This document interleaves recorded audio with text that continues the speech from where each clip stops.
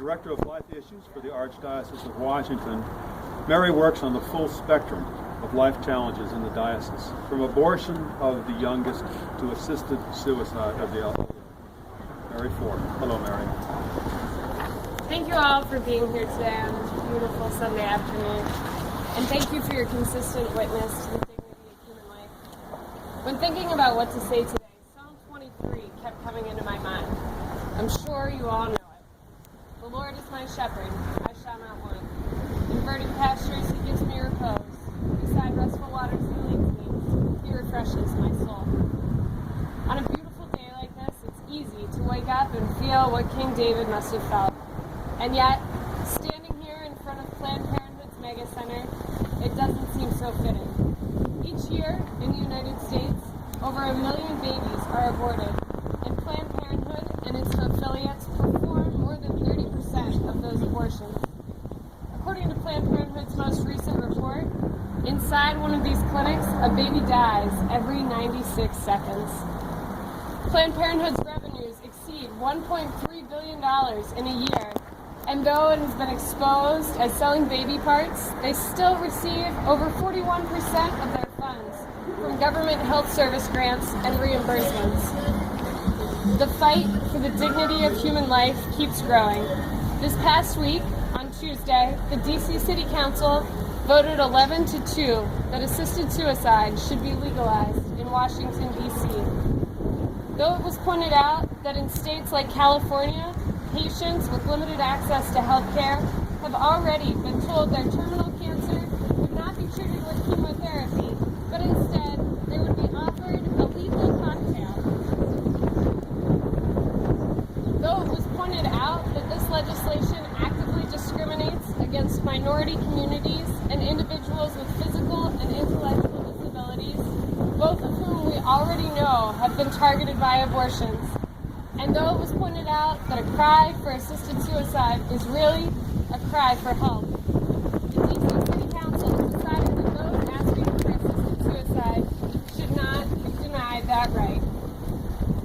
They decided that religious views and even morality itself must be set aside, and once again, in the language all too familiar to the pro-life movement, choice should prevail.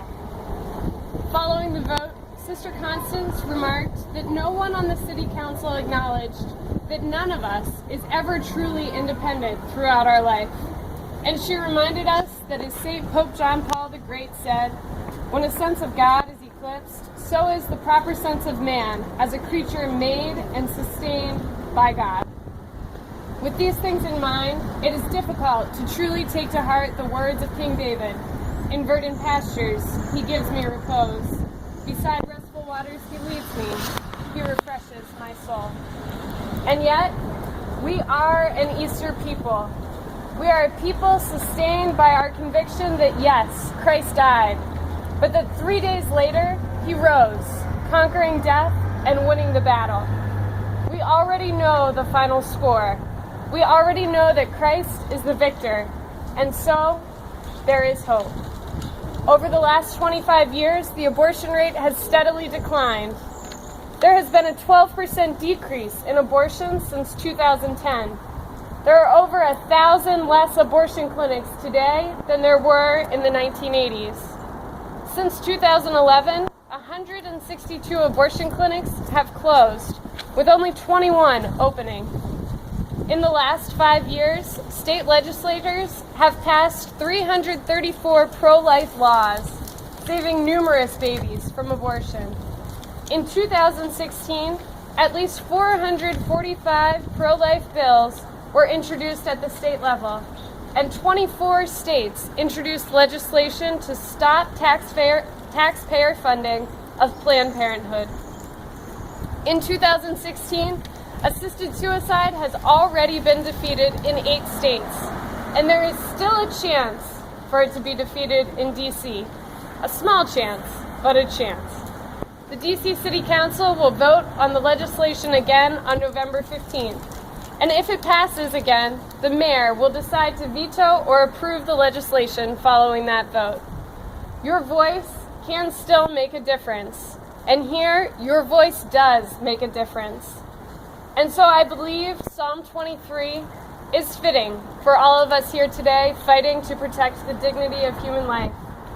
Even though I walk through the dark valley, I fear no evil, for you are at my side, with your rod and your staff that give me courage.